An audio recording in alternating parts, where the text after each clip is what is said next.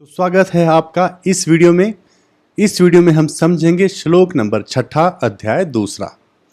तो हमने देखा कि पिछले श्लोक में कैसे अर्जुन थोड़ा सा संतुलित करके भगवान श्री कृष्ण को वचन कहते हैं। भगवान श्री कृष्ण ने जब अर्जुन को कायर कहा था तो उन वचनों का अर्जुन के ऊपर बड़ा ही गहरा प्रभाव पड़ता जा रहा है और वो अपने ऊपर या अपने निर्णय के ऊपर संदेह करते जा रहे हैं। हम कौन से निर्णय की बात कर रहे हैं?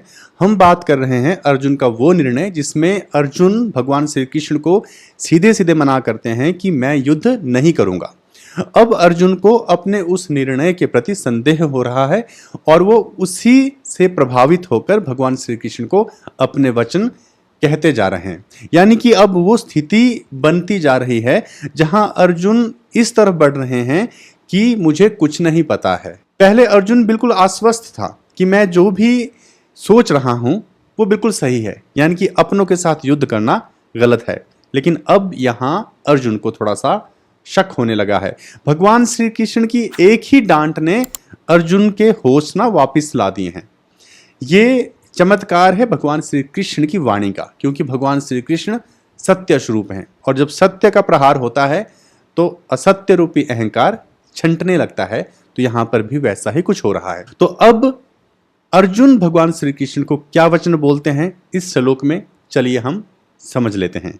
अर्जुन भगवान श्री कृष्ण को कहते हैं, न चैत द्विहमः कतरन्नौ गर्यो यद्वा जयेम यदि वा नो जयेयुः यानेव हत्वा जिजीविषामस्ते अवस्थिताः प्रमुखे धर्तराष्ट्राः। तो अब हम इन पदों का अर्थ समझ लेते हैं।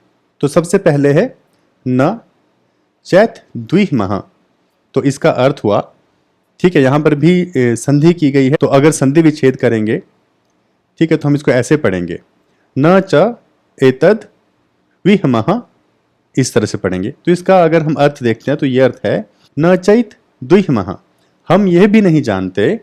उसके बाद है कतरन्नौ गर्यो यद्वा, तो कतरन्नौ का मतलब है कि हम लोगों के लिए दोनों में से कौन सा, आगे है गर्यो अत्यंत श्रेष्ठ है। ठीक है, कतरन्नौ गर्यो, इसका अर्थ है कि अगर इसको पूरा समझे शुरू से, कि हम लोग ये भी नहीं जानते कि कतरन्नौ गर्यो दोनों में से श्रेष्ठ कौन सा है। दोनों में से मतलब युद्ध करे या न करे, इन दोनों में से जो सही चुनाव है या जो बेस्ट ऑप्शन है वो क्या है।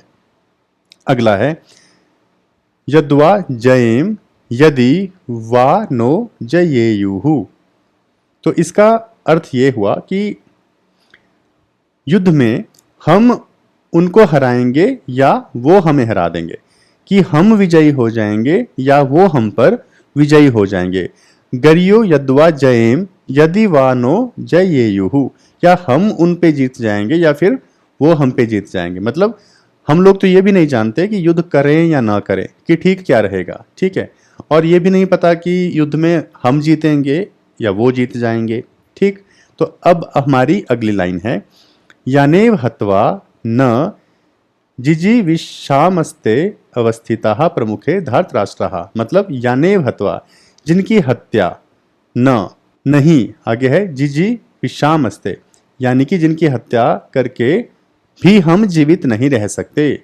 जिजीविषामस्ते, ठीक है, इसका अर्थ हुआ जिनकी हत्या करके भी हम जीवित नहीं रह सकते।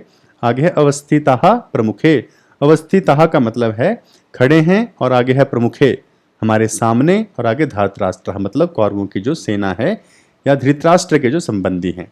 तो इसका अर्थ ये हुआ दूसरी लाइन का कि जिनकी हत्या करके भी हम जीवित नहीं रह सकते और वो हमारे सामने खड़े हैं, या वो लोग हमारे सामने खड़े हैं। धर्तराष्ट्र का मतलब है कि कौरव सेना को ही संबोधित यहाँ पर किया जा रहा है। तो इस पूरे जो श्लोक का है, अब इसका अर्थ हम अगर एक लाइन में समझें तो इसका अर्थ ये है कि हम ये भी नहीं जानते कि हम लोगों के लिए युद्ध करना या ना करना, इन दोनों में से श्रेष्ठ विकल्प कौन सा है। हम जीतेंगे या नहीं जीतेंगे, या वो हमें जीतेंगे, ठीक है, और जिनको मारकर हम जीना भी नहीं चाहते, और वो लोग हमारे सामने इस वक्त खड़े हैं। तो यहां पर अर्जुन अब अपनी जो कंफ्यूजन है अब उसकी बात कर रहे हैं। पहले अर्जुन अपना निर्णय सुना चुके थे कि मुझे युद्ध नहीं करना है, लेकिन अब अर्जुन क्या कह रहे हैं भगवान श्री कृष्ण को?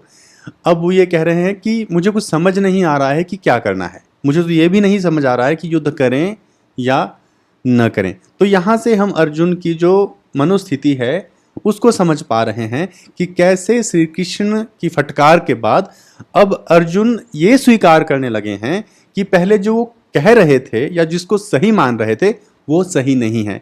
यानी कि अर्जुन अब ये स्वीकार करने लगे हैं कि मैं गलत हूं।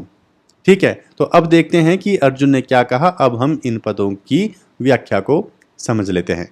न चैत द्विमः कतर्णौ से लेकर हम आगे समझते हैं। तो अर्जुन कहते हैं कि हे भगवान श्री कृष्ण, मैं ये नहीं समझ पा रहा हूं कि हमारे लिए युद्ध करना श्रेष्ठ है या युद्ध नहीं करना श्रेष्ठ है।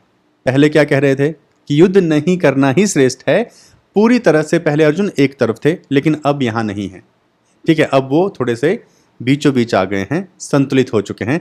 अब वो भ्रम की स्थिति बता रहे हैं कि हे कृष्ण, मुझे नहीं पता है कि मुझे क्या करना है, युद्ध करूं या ना करूं। और ये भी नहीं जानते कि अगर हमने युद्ध किया भी, ठीक है, आपकी आज्ञा से युद्ध भी कर लिया, तो क्या हम जीतेंगे या नहीं। ठीक है, हमें कैसे पता, हम तो नहीं जान सकते। माना कि हम युद्ध लड़ने में काबिल हैं, ठीक है, और दुर्योधन की सेना भी युद्ध लड़ने में काबिल है, तो वो भी हमारे ऊपर जीत सकते हैं। तो मैं कुछ भी अभी कह नहीं सकता, क्योंकि सब कुछ तो भविष्य के ऊपर है। तो ये भी मैं अभी तय नहीं कर पा रहा हूं कि युद्ध करें या न करें। यानी कि अब यहां पर क्या हुआ है कि अर्जुन का आधा जो अपना पक्ष है वो, और जो भगवान श्री कृष्ण का पक्ष है वो दोनों मिलकर एक हो गए हैं। इसलिए अर्जुन आधा इधर हैं और आधा उधर हैं। आधी वो अपनी बात कह रहे हैं और आधी भगवान श्री कृष्ण की बात कह रहे हैं, क्योंकि अभी सत्य ने पहला प्रहार किया है। और इस एक प्रहार का नतीजा ये हुआ है कि अर्जुन ने स्वीकार कर लिया है कि कहीं ना कहीं मैं ही गलत हूं और भगवान श्री कृष्ण जो कह रहे हैं वो सही कह रहे हैं। लेकिन फिर भी समस्या क्या है कि मोह अभी भी अंदर भरा हुआ है, वो अभी समाप्त नहीं हुआ है। इसलिए अभी अर्जुन इस तरह से सोच रहे हैं। अब चलिए देखते हैं कि आगे अर्जुन ने क्या कहा, यानी कि आगे के पदों की व्याख्या समझ लेते हैं। यानेव हत्वा न जिजीविषाम। अब अर्जुन अपने भीतर के ही द्वंद्व को बता रहे हैं कि मैं नहीं जानता कि युद्ध करें या ना करें, पहले ये कहा, और ये भी कहा कि हम ये भी नहीं जानते कि हम जीत जाएंगे या वो जीत जाएंगे। ठीक है, और दूसरी बात अर्जुन ये कह रहे हैं कि सबसे बड़ी बात यह है कि जो लोग हमारे सामने खड़े हैं हम उनको मारना नहीं चाहते, और अगर हमने इनको मार भी दिया तो भी हम लोग जीवित नहीं रह सकते, क्योंकि ये हमारे भाई हैं, ठीक है, हमारे पिता हैं, पौत्र हैं, ठीक है, दोस्त हैं, संबंधी हैं। भला अगर हमने इनको मार दिया तो सुखी कैसे रहेंगे, जीवन तो शोक से ही ग्रस्त हो जाएगा। हमेशा हम ग्लानि भाव से ही पूरी तरह से ग्रस्त हो जाएंगे और पूरा जीवन हम इसी बात का दुख मनाएंगे कि हमने कितना बड़ा महापाप कर दिया है। तो यहाँ पर अर्जुन भ्रमित हैं, वो एक संदेह जता रहे हैं कि मैं क्या करूं, मुझे समझ नहीं आ रहा है।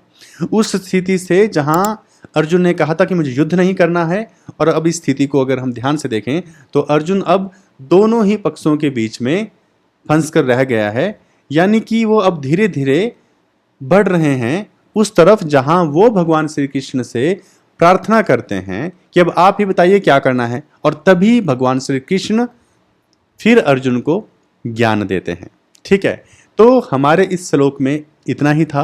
अब हम अगले श्लोक में देखेंगे कि अर्जुन अब इस स्थिति से बाहर निकलने के लिए या इससे आगे जाने के लिए भगवान श्री कृष्ण को कौन से महत्वपूर्ण वचन बोलते हैं, जिसके बाद गीता प्रकट होने लगती है भगवान श्री कृष्ण के श्रीमुख से। तो उम्मीद करता हूं आपको ये श्लोक अच्छे से समझ आ गया होगा। तो मिलते हैं हमारे अगले वीडियो में, अगले श्लोक में।